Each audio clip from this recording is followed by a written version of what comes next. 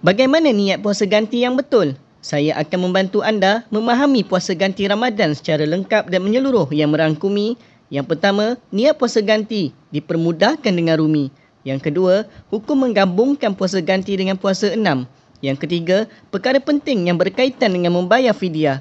Jika anda sudah bersedia, jom kita mulakan. Kewajipan puasa pada bulan Ramadan merupakan rukun Islam ketiga. Oleh itu, kita wajib menggantikan puasa jika tertinggal. Ini termasuk bagi kaum wanita yang tidak berpuasa ketika datang haid. Hukum qada puasa atau menggantikan puasa Ramadan ini perlu dibuat mengikut bilangan hari yang telah ditinggalkan. Lafaz niat puasa ganti adalah seperti berikut. Nawaitu sawma ghadin an qada'in fardu ramadana lillahi ta'ala. Saja aku niat puasa esok hari kerana mengganti fardu Ramadan kerana Allah Ta'ala. Bolehkah puasa ganti dilakukan bersama-sama puasa 6 Syawal secara serentak? Sebenarnya berlaku khilaf di kalangan ulama mengenai perkara ini. Terdapat dua pandangan mengenai hal ini. Pandangan pertama, jumhur ulama mengatakan kita kena puasa ganti Ramadan terlebih dahulu. Kemudian selepas itu, barulah dibuat puasa sunat 6. Pendapat ini lebih afdal. Pandangan kedua, ada sebahagian kecil fuqara berpandangan bahawa kita boleh melakukan puasa ganti sekaligus dengan puasa sunat Syawal 6. Kita akan dapat kedua-dua pahala, qada dan sunat. Dalam perkara khilaf sebegini, ia terpulang kepada kita nak gunakan pendapat yang mana satu. Jika pilih pandangan pertama pun boleh, pandangan kedua pun boleh. Siapakah yang wajib melakukan puasa ganti? Golongan yang wajib untuk menggantikan puasa qada adalah seperti berikut. Yang pertama, orang yang sakit, ada harapan sembuh. Yang kedua, orang yang bermusafir, bukan kerana maksiat, melebihi 2 marhalah. Yang ketiga, orang yang kedatangan haid dan nifas. Yang keempat, orang yang meninggalkan niat puasa. Yang kelima, orang yang sengaja melakukan perkara-perkara yang membatalkan puasa. Yang keenam, orang yang pitam, mabuk sewaktu bulan Ramadan. Yang ketujuh, orang yang sangat lapar dan dahaga yang tidak membolehkannya berpuasa pada bulan Ramadan. Waktu untuk melakukan puasa ganti. Waktu untuk melakukan puasa ganti adalah bermula selepas bulan Ramadan sehinggalah sebelum tibanya bulan Ramadan akan datang. Secara mudahnya, anda mempunyai lebih kurang 1 tahun untuk melakukan puasa ganti. Sebaik-baiknya, elakkan dari bertangguh. Lakukan puasa ganti secepat mungkin. Ini kerana puasa ganti perlu ditunaikan sebelum tibanya bulan Ramadan.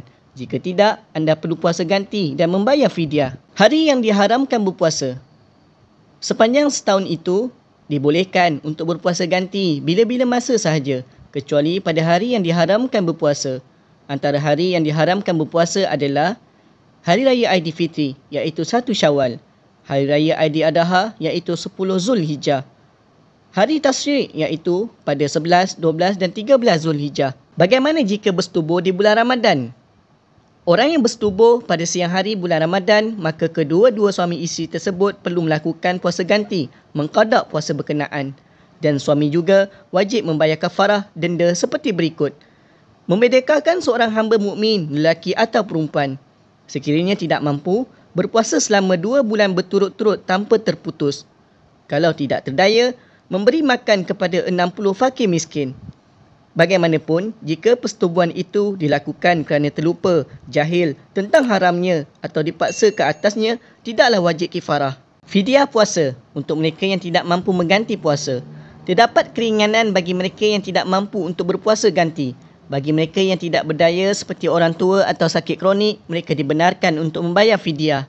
Apakah maksud fidyah puasa? Fidyah merupakan bayaran denda yang dikenakan kepada seseorang yang tidak dapat mengganti puasanya di bulan Ramadan pada suatu tahun sehinggalah tibanya bulan Ramadan tahun berikutnya. Hukum fidyah puasa. Hukum membayar fidyah adalah wajib. Ia wajib disempurnakan mengikut bilangan hari yang ditinggalkan. Ia juga menjadi satu tanggungan hutang kepada Allah SWT sekiranya tidak dilaksanakan. Kewajipan ini jelas dinyatakan dalam firman Allah SWT yang bermaksud. Puasa yang diwajibkan itu ialah beberapa hari yang tertentu. Maka sesiapa di antara kamu yang sakit atau dalam musafir, bolehlah ia berbuka. Kemudian wajiblah ia berpuasa sebanyak hari yang dibuka itu pada hari-hari yang lain. Dan wajib ke atas orang-orang yang tidak terdaya berpuasa kerana tuanya dan sebagainya membayar fidyah, iaitu memberi makan orang miskin secupak bagi tiap-tiap 1 hari yang tidak dikerjakan puasa. Kadar fidyah puasa.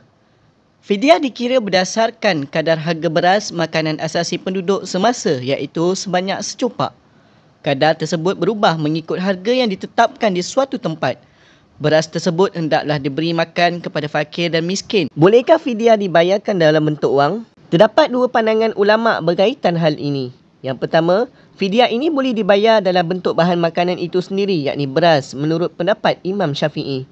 Yang kedua, Imam Hanafi mengharuskan secupak makanan itu dinilai dengan harga tertentu lalu dibayar kepada fakir miskin. Umumnya, Ibnu Taimiyah dan Profesor Dr. Yusuf Al-Qaradawi sendiri lebih cenderung agar fidyah boleh dikeluarkan dalam bentuk wang. Di Malaysia, harga secupak beras hendaklah dinilai dengan harga beras yang biasa dimakan oleh rakyat negara ini. Dalam konteks amalan hari ini, sudah pasti memberikan wang adalah lebih praktikal. Apatah lagi, melihat kepada zakat fitrah sendiri sudah ditunaikan dalam bentuk wang. Pun begitu, adalah dinasihatkan seandainya kita mahu mengeluarkan terus fidyah dalam bentuk wang kepada orang miskin, maka hendaklah diberitahu bahawa itu adalah wang fidyah. Contoh pengiraan fidyah. Sekiranya seseorang itu meninggalkan puasa sebanyak 7 hari dan tidak menggantikannya sehingga 3 kali Ramadan, maka jumlah fidyah yang perlu dibayar perlu didarab dengan 3. Sebagai contoh, taksiran fidyah bagi 3 tahun dengan purata 7 hari setahun dan harga secupak 675 gram makanan asasi beras bersamaan RM1.75 atau mengikut harga beras yang kita sering makan. Jika anda meninggalkan puasa sebanyak 7 hari dan tidak menggantikannya sehingga melepasi 3 kali Ramadan, maka jumlah fidyah yang perlu dibayar ialah 21 cupak beras atau bersamaan dengan RM36.75. Walaupun sudah membayar fidyah, namun hutang berpuasa itu masih wajib dilakukan dengan mengqadakkan puasa tersebut pada hari-hari yang dibenarkan yang mana anda mampu menggantikannya. Cara kira harga fidyah. Cara kira adalah 1/4 daripada harga zakat fitrah sesebuah negeri. Sebagai contoh, di Selangor, nilai zakat fitrah adalah RM7. Maka kadar fidyah sehari tinggal puasa adalah RM1.75. Golongan yang dikenakan membayar fidyah puasa. Sebelum mahu membayar fidyah, jika tidak sempat menggantikan puasa terdahulu, ada perkara yang perlu kita fahami dengan jelas kerana bukan semua boleh diselesaikan dengan membayar fidyah. Malah, puasa tetap wajib digantikan juga. Berikut adalah kategori golongan yang boleh membayar fidyah. Yang pertama, mereka yang tidak dapat ganti puasa sehingga masuk Ramadan kali kedua. Contoh, tinggal 1 hari puasa. Fidyahnya adalah 1 cupak beras untuk setiap 1 hari ditinggalkan. Di samping ganti puasa bagi 1 hari ditinggalkan.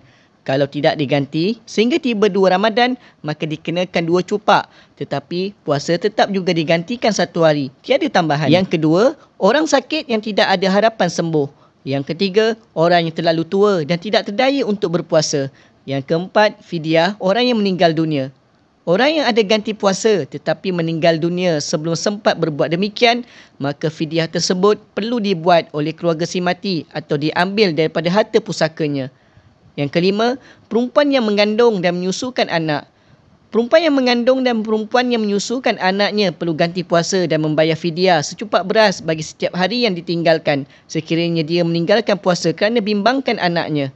Tetapi sekiranya dia takut mudarat pada dirinya, dia hanya wajib ganti puasa saja. Dengan itu, berakhirlah sudah puasa ganti anda. Jika anda ingin panduan yang menarik, bolehlah ke channel saya untuk perkongsian dan ilmu yang tidak seberapa. Saya mohon untuk anda jaga diri, jaga kesihatan. Segala yang baik datang dari Allah, yang kurang dan lemah adalah dari diri saya. Sekian, terima kasih. Assalamualaikum warahmatullahi taala wabarakatuh.